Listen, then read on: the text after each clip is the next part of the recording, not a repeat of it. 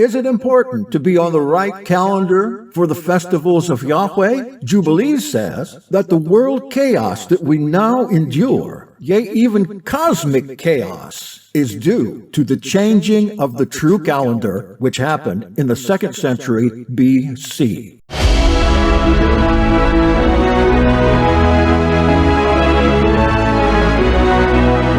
You are about to experience Jackson Snyder Presents. Direct from the Vero Essin Yahad, a Hebrew Nation radio original program. JSP is a variety show seeking out Jewish and Christian origins, religion, theology, and history, and doing so in a fashion that is both educational and entertaining. Welcome to Jackson Snyder Presents.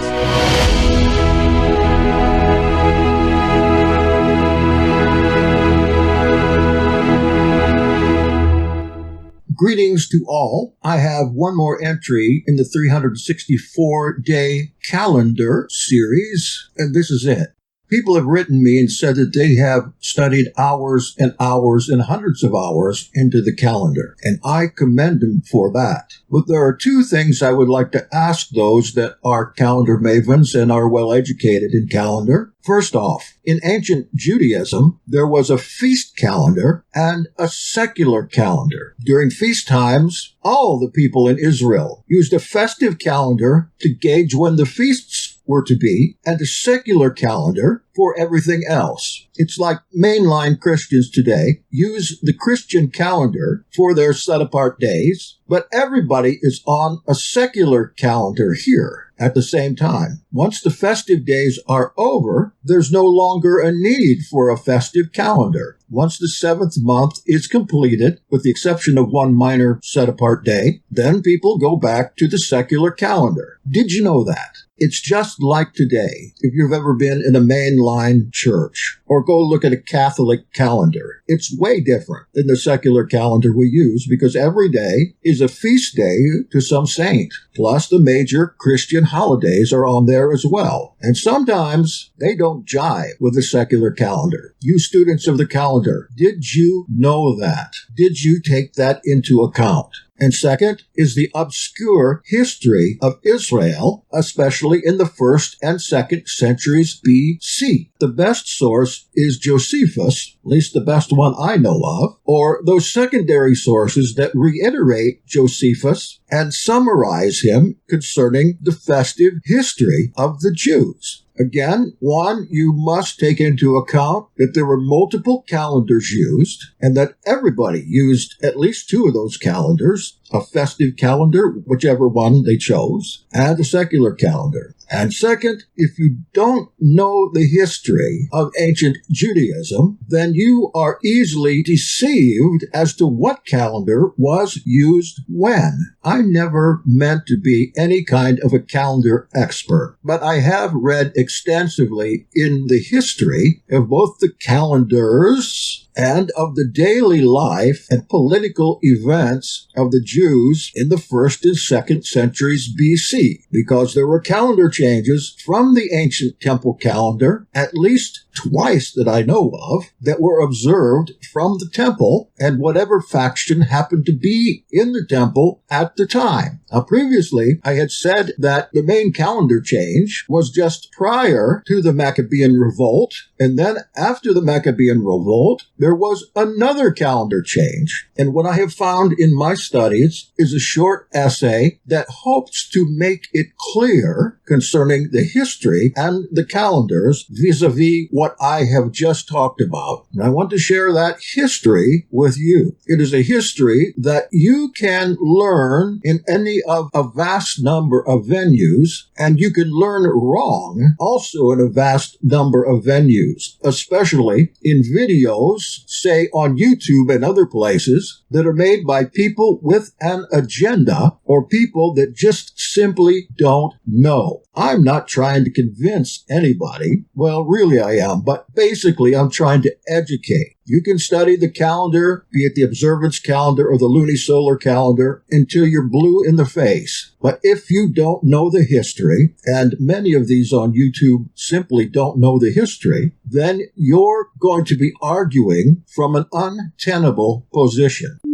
So, here is another essay from Paolo Sacchi. It's quite short and very succinct regarding the 364-day calendar and the 354-day calendar. In order to have clear evidence of the presence of the 354-day lunar-solar calendar in Jerusalem, we must arrive at the book of Jubilees, where this calendar is mentioned polemically, that is critically, as something that had been recently introduced. Again, as something that had recently been introduced. Speaking of the luni-solar calendar. I believe that the book of Jubilees should be dated to the same period that saw the origins of the book of dream visions and Daniel, a time of great tension within Israel. And this, of course, is somewhere between 171 and 161 BC. This was the period following the end of the legitimate priesthood with Onias III. In this period, a power struggle had been unleashed in Israel for the position of high priest. In Jubilees 6:34-36, all of the sons of Israel will forget, and they will not find the way of the years. They will set awry all the ordinances of the year. I, that is the guiding angel, speaking to Moshe, I know, and henceforth I shall make you know,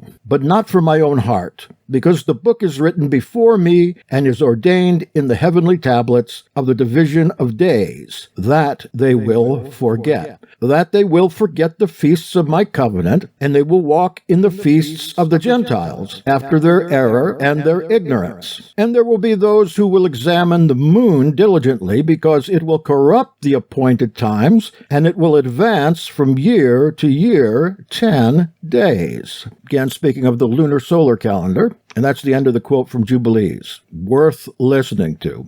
The target of this critique is the 354-day calendar, the one that falls behind by 10 days a year in respect to the sun. Accepting this calendar meant confusing the liturgical days. The relationship between the liturgy and the cosmos, as Elohim had created it, would disappear. The cosmos would return to being chaos. Chaos. Chaos. Chaos. Chaos. Chaos. Chaos. Chaos. Chaos.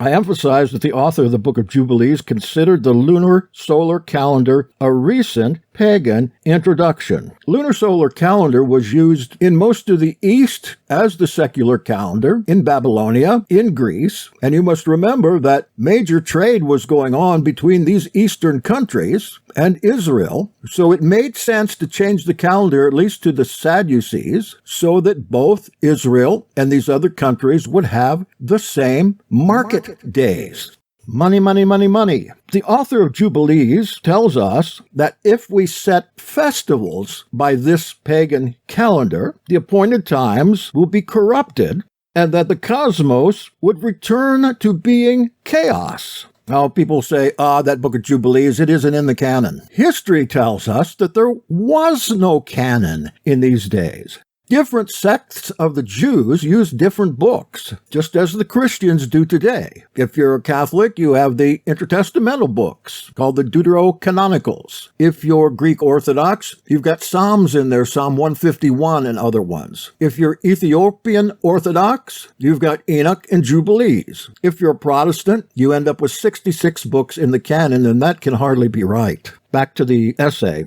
I emphasize that the author of the Book of Jubilees considered the lunar-solar calendar a recent pagan introduction. It was not the old Jewish calendar to be substituted by the solar one, but an innovation brought about by the acceptance of pagan ways. You've got to change your pagan ways.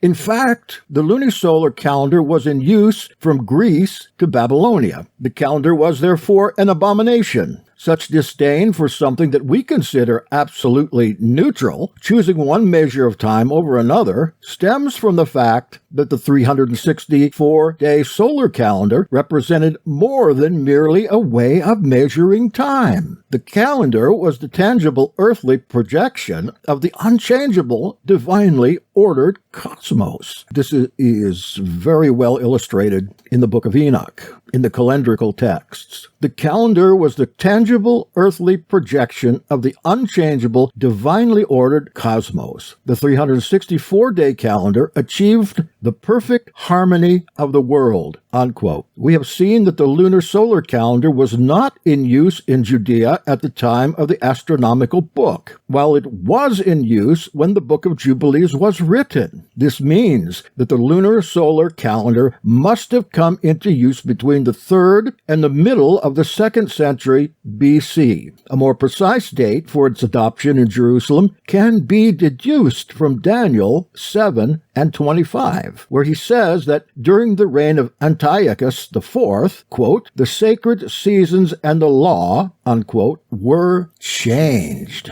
A change in the law is also alluded to in 2 Maccabees 4, 9 through 12, according to which, and I quote, Jason destroyed the lawful ways of living and introduced new customs contrary to the law. The situation got worse under Menelaus. Take a look at 2 Maccabees 6, 1 and following. Greek and therefore pagan laws and customs, and I might add market days, penetrated even deeper in Jerusalem. It's plausible that the calendar of the temple liturgy was changed as well. The restoration came about some years later with Judas Maccabeus, who had the temple rededicated. So what they're saying there is that for a short time, the lunar-solar calendar replaced the 364-day calendar, and then Judah Maccabeus changed it back to 364 days. That is the sacred temple liturgical festival calendar. But that's not the end of the story. At this point, there could have been a return to the previous situation, at least as far as the liturgy was concerned. Regarding lay use, though, it's highly unlikely, because the lunar-solar calendar was used throughout the civilized world of the time, except in Egypt, and its presence is well documented in Judea.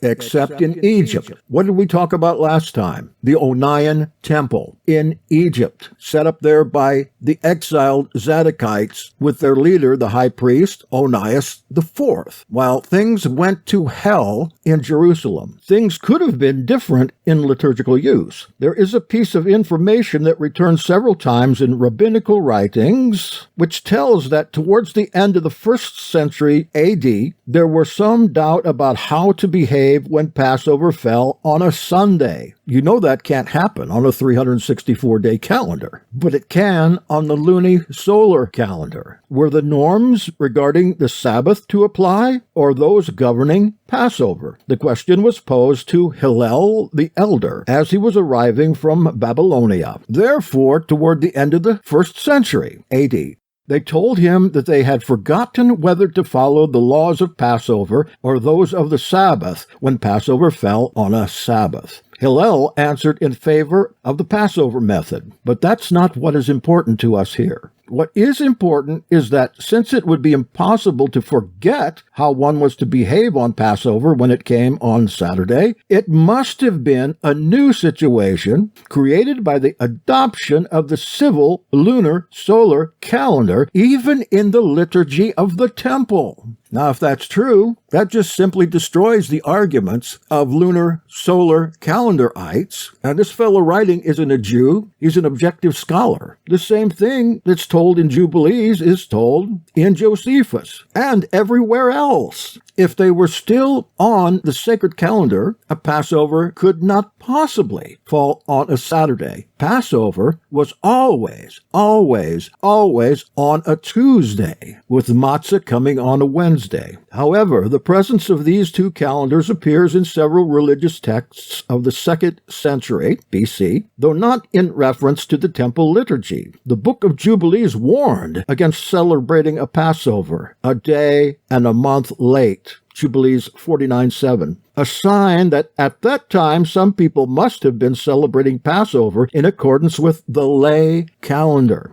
So if you say the lunar solar calendar was in effect in the first century, yes, it was. And so were 3 other festive calendars going at that time, as I have discussed before. The Damascus rule of uncertain date, but not far from the Book of Jubilees, forbade making offerings at the altar on the Shabbat, that's CD 11, 17 through 18, as could happen with the lunar solar calendar. Something similar can also be found in the fragmentary texts 4Q 513, where, quote, shaking the stick on the Sabbath is called, quote, blind bewilderment. The history of the various calendars is not only interesting in itself, but it bears witness to the human effort to see meaning in creation and life. If anything, that's what the entire books of Enoch has to say to us today. So if you think of First Enoch, the 5 or 6 books there that are combined into one, as something worthwhile and worth canonizing, then we have to take into consideration that a variation from the 364-day calendar not only will cause confusion on the earth, but chaos in the cosmos. The measurement of time was not a neutral activity because the world was creation. It had been made by Elohim, and therefore it held tangible signs of the divine in its structure. Loss of an immediate sense of the creation, even believers tend to put the creation back almost infinitely in time, has led to the loss of the sense of, quote, the perfect harmony of the world, unquote, reflected in the liturgy. The liturgy and the liturgical calendar was set up from the beginning, and it was changed to a secular Greek calendar during the Maccabean period, and this is proven because Passover fell on a Saturday one year, which cannot happen. The liturgy, and this even from ancient times, has been memory, commemoration, actualization. These, however, are all historical concepts. The cosmic meaning of the liturgy has been lost in the main currents of Christianity and Judaism.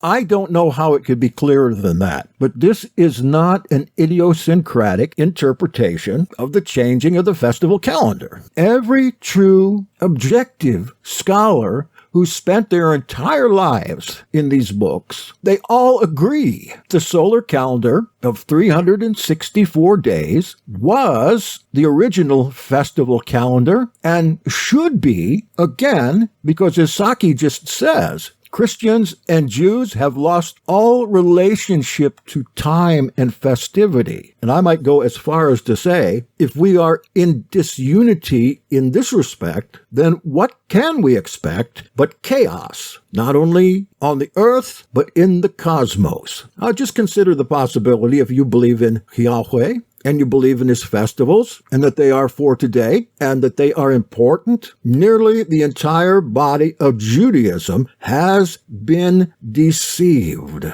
And because here in the Yahad, we have been using the correct calendar for a number of years, we have learned that people want to go with the Jews of today, wrong calendar, utter chaos, and it doesn't make any difference if they are shown that the observation calendar, the luni-solar calendar, and others are out of line with the divine will of our Father. Well, what makes a difference to them? They're utterly sure that their calendars that they observe are so right that they won't even consider the history of the Jewish religion where they came from, and remembering that the word Jewish comes from the name of the Father of creation. Where can I go to Sukkot this year? And I believe in leaving home. I believe that it is a pilgrim festival and ingathering and should be on the right day and time. Where can I go? Who keeps the original calendar? I'll tell you who does. Yeshua HaMashiach does, did, and will do, because he's the same yesterday, today, and forever. And if a millennium or a second coming does happen, I don't want to be able to stand before a judge and be asked why, when you have learned that the Jewish calendar is awry, leading to chaos in the cosmos and on earth, why? Did you not heed it?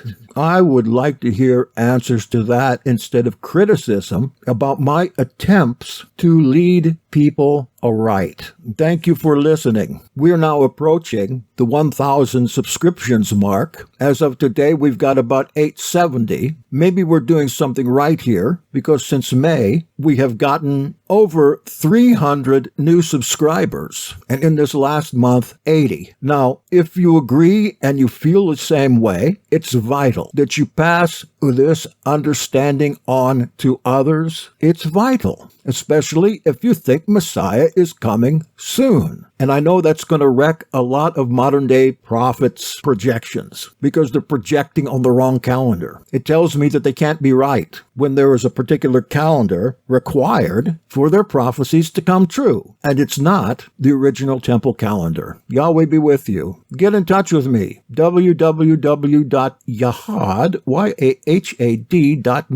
Come in with us at the Yahad. We're seeking members, people who believe in and use the Davidic, Zedekite, Enochian, solar, 364-day Yeshuan calendar. Is it a salvation issue? I'm not sure. It might be if you've been enlightened. Amen ve amen. P.S. Our friend the Calendar King, Norman Gray, is offering you an Enochian calendar, figured and conceived correctly, along with annotations, without charge. Why not take up our offer on this and get one? Within the calendar itself is voluminous annotation as to why and how, and it works whether you are a sundown Sabbather or a sun-up Sabbather, because that issue is still somewhat up in the air. Again, just ask for it at yahad.me. No, I'm not going to send you a bunch of emails. No, I'm not going to bug you for money. In fact, I haven't even sent out a newsletter in 2020 this year. Join with us, will you? Again, Yahweh be blessing you. From the Vero Essene Yahad, Elohim's New Earth Restoration, and all our friends and allies.